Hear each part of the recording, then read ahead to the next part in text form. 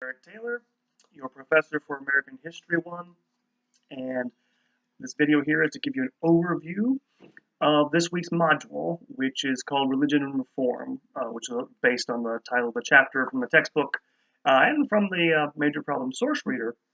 And so what I'm going to be discussing here in this video is the overview of the various religious movements, but also the social movements they spawn from the 1800 to about 1860, the Civil War, essentially. And what we're talking about here, and this is, you should keep in mind, by the way, that all this is going on at the same time all the other stuff we're talking about in the last couple of chapters, industrialization, the emergence of democracy, all at the same time. Religion's an important phenomena in the early republic. And just to give you a broad overview of this and set things up for the readings this week, you've learned about the revivals that happened in the United States, both in the colonial period and the early part of the 19th century already. But I think one of the things to note is that what happens in early America is that Christianity changes. And in fact, what emerges over time, certainly by the 1830s, by the time, say, Alexis de Tocqueville comes from France to look at America, is that a really different, maybe unique form of Christianity has already emerged that's different from anywhere else. And it has to do, and you'll read this in the readings to a certain degree, with the revolution and what it created. The fact that America, that the early republic did not have a legally established church. Obviously a big difference, but it has a lot of consequences that you have to kind of think about. Because what's going to happen, of course, this is a great opportunity if you're one of these, churches or religious groups that was, if not persecuted, and sort of, you're having to pay taxes to support a church you don't believe in. But it also means the practice of Christianity has to be redefined for a lot of reasons. It was just part of life. You did it. Well, it's no longer just part of life, isn't it? It's not necessarily in an institutional sense now. It is culturally. Everybody's a Christian, basically, more or less, of European descent. Keep that in mind, in early America. But what does that mean now that it's no longer being enforced by public law? You have to understand that's very hard for people to have idea what that meant. But I had no idea what it meant, actually, in the early republic. That's why, as you'll see from some of the sources you'll see this week, it caused some consternation. Okay, I don't have to go to church, or I don't have to support this. So what now? I mean, I'm free to believe what I want. What am I supposed to believe? Do I believe nothing? I mean, you could, this potentially meant that atheism could thrive. Nobody wants that. So in the early republic, you have, part of the response to this new situation are those great revivals. I'm not saying, by the way, those revivals were purely a matter of, they weren't purely social. That's not what I mean to say. It's just they're part of the same anxieties everybody else is having, whether they're deeply religious or not, in the early republic. And so they'll have to redefine this. And what happens, what emerges, is a real sort of fusion of those Republican ideals that motivated the revolutionary founders and people in the early republic with Christianity in a lot of ways. And so what emerges is a very, I would say, unique in two ways, different from what preceded it, in that Christianity becomes, on the one hand, most obviously voluntaristic. It's something you join as a matter of decision. You have no choice. You're not, this is different partly for Roman Catholic immigrants. They're coming from a different country, and Catholicism's a different thing. But for most, we're talking about Protestantism. It's not something you can just inherit. You may be baptized. Everybody gets baptized as a kid. But increasingly, that's not what they mean when people say, are you a Christian? They mean, have you actively embraced it? Because for it to have any sort of social significance, it now has to be voluntary in a way it didn't before. There will still exist, by the way, established churches. There'll still be institutions. Old mainline denominations is usually the term given to them. Episcopalians, Presbyterians, Lutherans, and the like.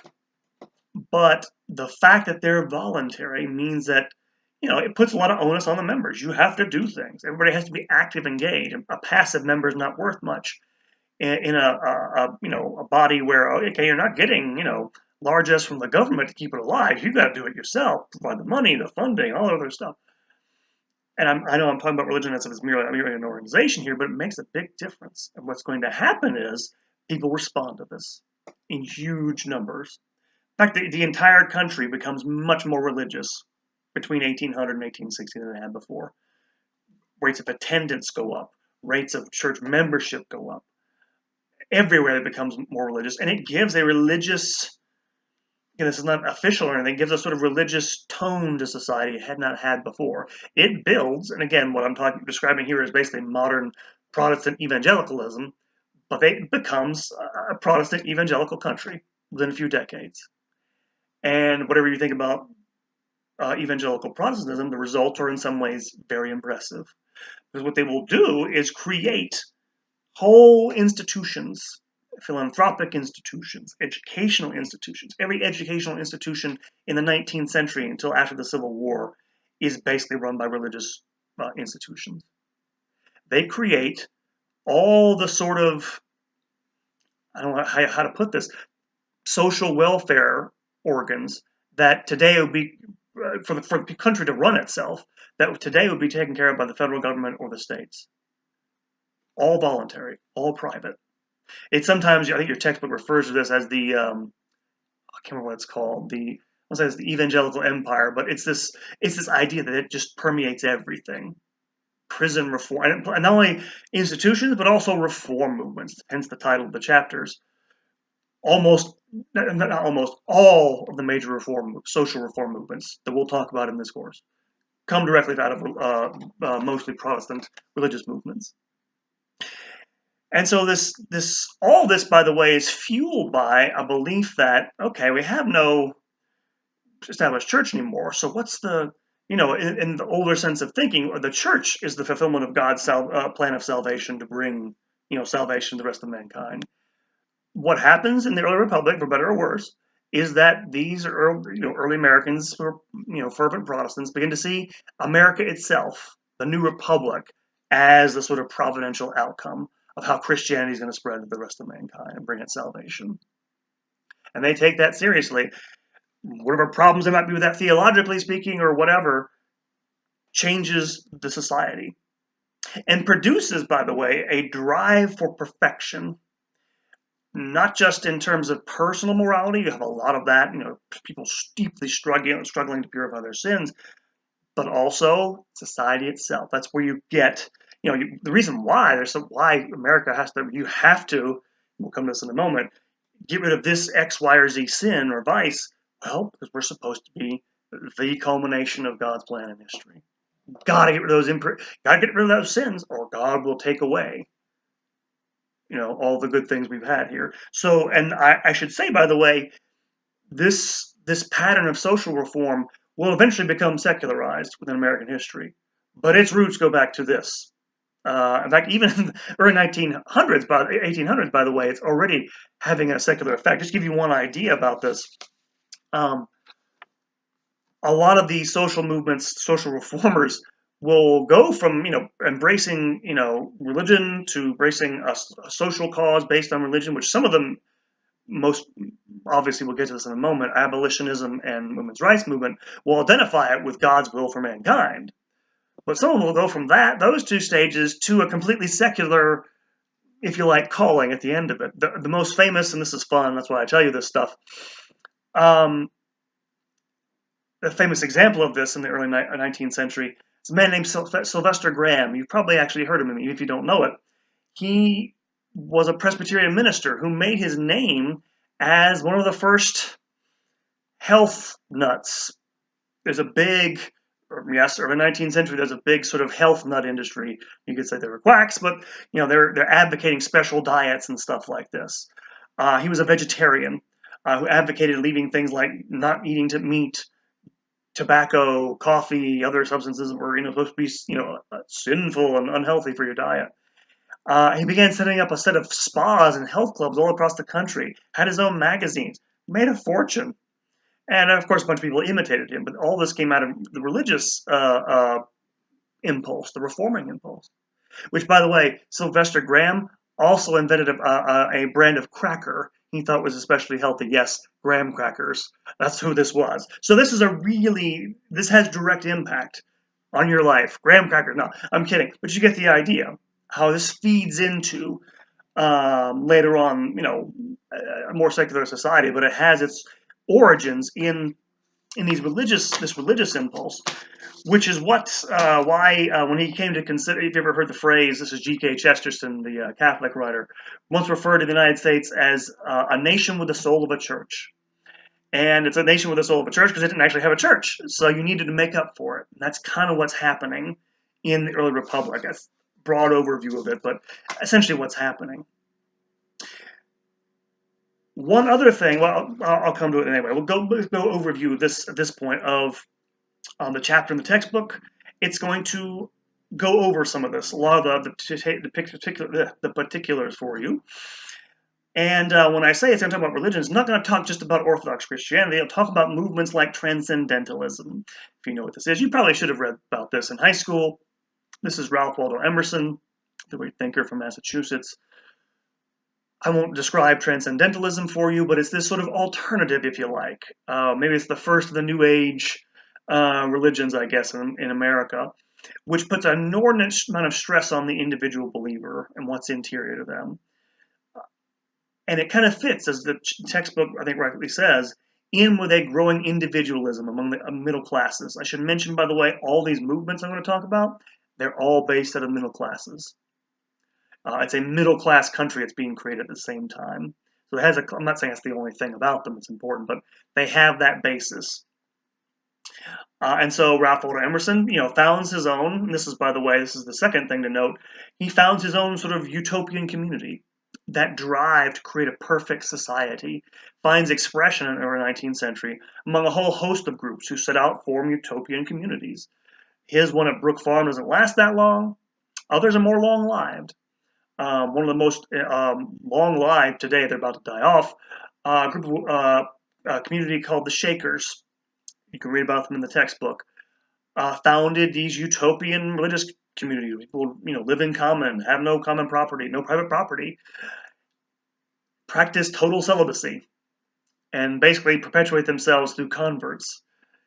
I think the last of them are basically dying off this point, but they, of course, are famous for their furniture, all of their stuff. This stems from the same time period, the same impulses. One of them, probably the most successful of these, and some of these, by the way, are secular in nature. Some of these utopian communities, you can read about them. Their responses in some ways to industrialization, partly goes to that as well. That's partly what Emerson's on about as well, his views of nature and everything. The most successful, probably, of these utopian movements, if I'll call them, I don't even call this a utopian movement anymore. It's beyond that now, but it would be the Church of Latter-day Saints, the Mormons, who again emerged. Joseph Smith, 1820s, purportedly found the scrolls upon which, the golden plates upon which were written the Book of Mormon in a cave, and thus begins the very fascinating history of a very American phenomena of, because it's about a lot of things about it that are very fit right into this history I've already been talking about. They, of course, have a long, so obviously very well, had a Mormon candidate for president a couple of years ago in Mitt Romney. So you have, again, this drive to create a purer society this way, which also feeds into, I'm not going to go over the various reform movements themselves. I'm going to only talk about the two because they're the most important to know. One is the abolitionist movement, which definitely has religious impulses embedded in it.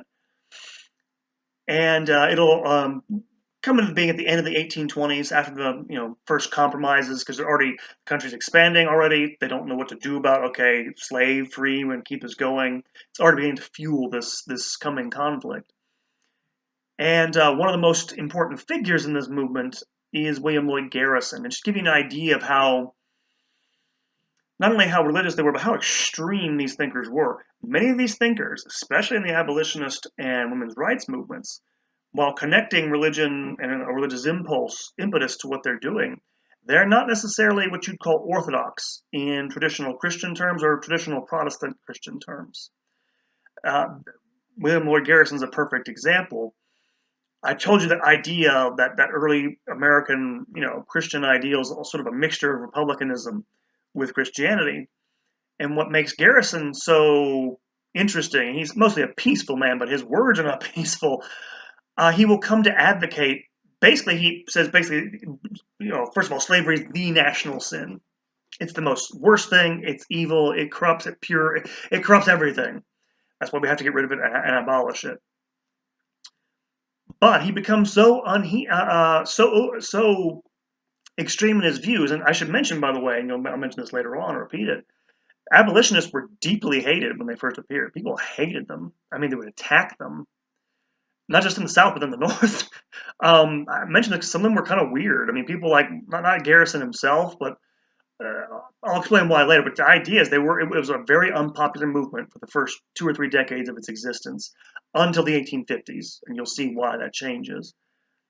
But to give you an idea of why it might be unpopular, William Lloyd Garrison would go around holding public meetings denouncing the Constitution of the United States. Why? It condoned slavery, which is the greatest evil there could possibly be. Therefore, the Constitution's evil. And no, I'm not exaggerating. Not only does he say it, not only say he will meet in public meetings and say things like "God damn the Constitution." He will take copies of the Constitution and in public meetings burn them, not symbolically, as a symbolic act, burn them. By the time you get to the 1850s, he is basically advocating Northern secession from the South. It's such a corrupting influence, they have to break up the Union. That's how extreme we're talking about. And by the way, he so totally identifies abolitionism with God's will. The Bible, of course, look, there's nothing in the Bible that strictly says slavery is always wrong. And people, Southern slaveholders, of course, made those types of arguments against people like Garrison. What was Garrison's response? The Bible must be wrong then. That's how radical, religiously and socially speaking, some of these people could be. And why initially, by the way, they were not welcomed, not just because their message was inconvenient for about a good chunk of the South, but pretty extreme, right? Which leads me lastly to the women's rights movement, which kind of grows sort of in tandem with the abolitionist movement. And again, you'll read, I'll get to the sources in a moment, some of the people that are most involved in this, some of the women, obviously the most prominent in this, have Christian impulses involved in this. And in fact, again, it's worth bearing out again, talking about, again, the changes that have gone on in the Republic since the Revolution, industrialization, the role of women changing. Now women, middle class, the middle class movement, for the most part, they don't work anymore. Good middle class women, and they're almost always married, they don't have anything to do all day long. Seriously. So what do? You take up, charitable causes. You go, and they do in large numbers. You will donate your time to philanthropic organizations, this thing, that thing, or causes like this. And that's where you get the personnel to push this. And just like with the abolitionist movement, they too, a lot of them are not necessarily what you would call traditionally Orthodox Christians. They will come, many of them, the most extreme, some of the most famous, as you'll see, to identify salvation itself with getting rid of these evils. Not only has God ordained that men and women should be equal in law, it's the most important part of religion. Again, it's religiously inspired. It's not necessarily traditional or Orthodox, according to whatever most Christians did at the time. Which again is one of the reasons why you're going to get a lot of opposition to it initially. In fact, they'll take a lot longer for that to succeed than will the abolitionist movement, of course. But people like Sojourner Truth, they definitely have a religious vision. It's not necessarily this is where you get, of course, it's coming out of this general movement, right? Where if you're going to identify the country itself with the outcome of God's plan for all mankind, that means salvation, it's like it's almost happening here on earth instead of like in heaven where, traditionally, no, it's here. We're going to build heaven on earth. And so this is what you're getting. And this is, of course, this impulse in whatever secular guise it may take. Oh, it's still with us. Definitely still with us. You can kind of see, you should be able to easily see if you're a thinking person, the parallels. the idea that our cause is the only righteous cause, and this is very much the abolitionists, and to a lesser extent, the women's rights activists, by the way, were less crazy. I can say that for certainty. Some of the and we'll get to John Brown, who is one of the craziest in a couple of chapters, but they're coming from this out of this maelstrom of reform, religious fervor, entrepreneurial dynamism. The country's growing, expanding, getting wealthy. Remember, it's becoming democratic. And yes, I know in the chapter, obviously it's just white men, but all white men now. And even with the Whigs, as I mentioned last time, they're appealing to women in these elections, even though they can't vote. That's bound to have an effect. All this kind of goes together. I'm not saying religion's the only cause. It's not the way. It's too complicated for that, obviously. Monocausal explanations aren't the best, but it's a big part of this, amazing story of the early republic. So that's my overview of the chapter, which brings me to the readings for this week and the sources that made a pretty decently sized change for this week. Not from the primary sources. You have chapter 10 in your Major Problems book on reform and religion. And again, you get selections from the various types of movements. Peter Cartwright, the excerpt on the early religious revivals in 1801. You get descriptions from several women's rights activists. You'll have an excerpt of Joseph Smith talking about the revelation that he's found, that he's gotten basically in the 1830s. And so you're getting excerpts of all these books. You see evidence for all the stuff I've just been talking about that you read about in your textbook. Very good stuff, all of it. However, the change I'm going to make for this week is that I'm not giving you an essay, a secondary source to read. Instead, you'll find in the module, right below the description of what you're reading, a link to a selection from a documentary. And you'll see a timestamp, by the way. You only need to watch, I believe, let me check real quick. I believe you'll only, I give you the times. You'll need to, I think it's 17, from minute 17 to minute 52:30.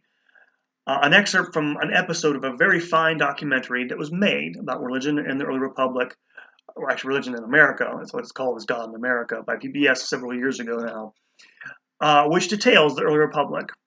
And I do this for a couple of reasons. One, you're getting to the end of the semester, and so I figure it's a little easier to watch something than to read it, so I help you out that way. But secondly, I wanted you to get exposed to documentaries, because they can be, and I'm a very traditional guy. To me, sources are just text that's my gut reaction, but I know you guys are more visual, and again, this isn't that big deal, it's just a documentary, but I thought I'd give you that, and that's something, by the way, I think you should probably think about when you go write your responses. Because you're going to get about 35 minutes of a documentary, which is going to give you, compare it. One of the things you should do is compare it to the textbook, its treatment. How does it interpret it differently? How does it frame the issues that it talks about? Because one of the things it's going to talk about more than I think the textbook is the issue of religious liberty, kind of a thing these days. And so, I haven't emphasized so far in the course interpretation as an aspect of writing history and doing history.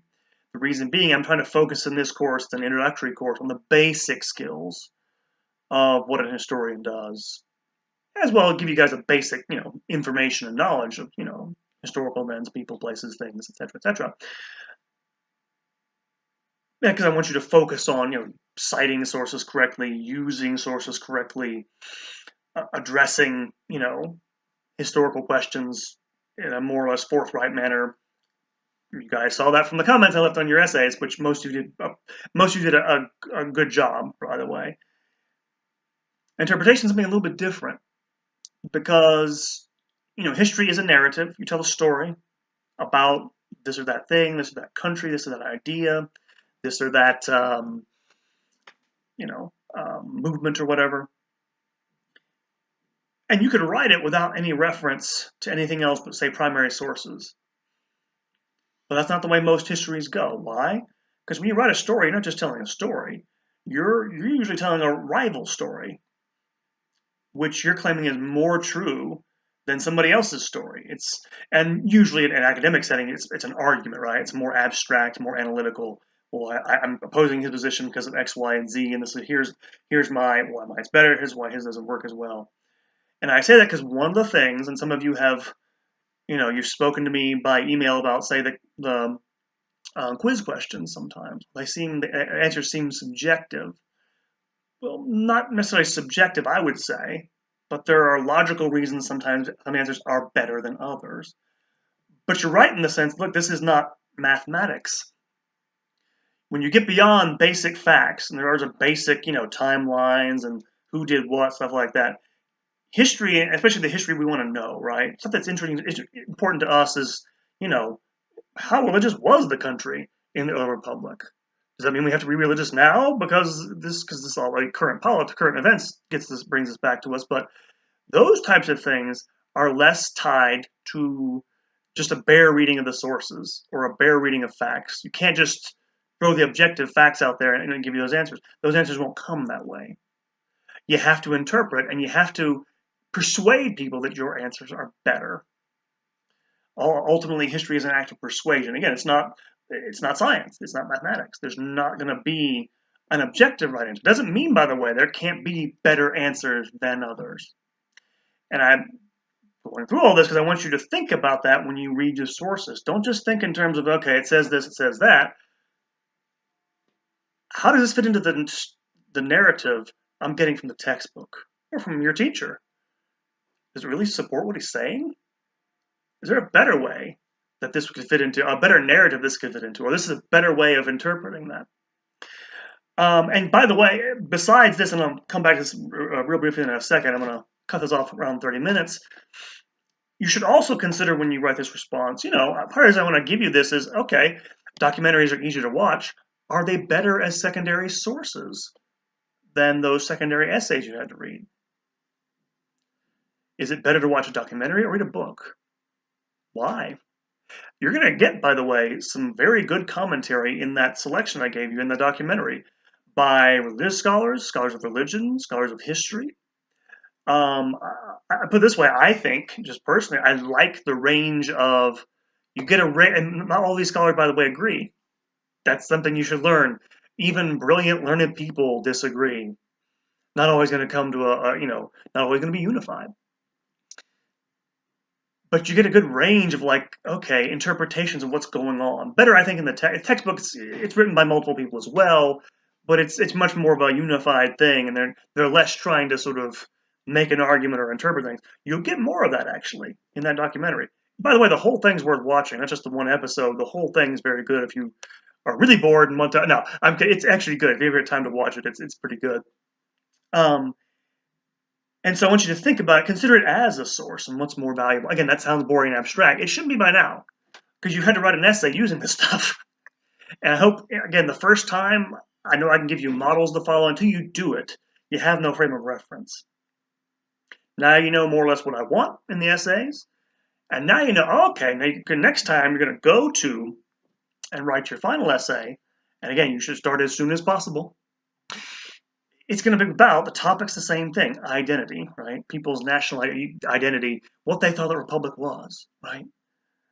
In the early 19th century. Except this time it's going to push it, of course, toward the Civil War.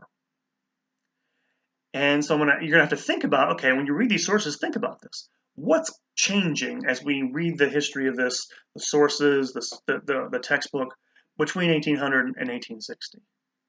What's different from, one period to the next?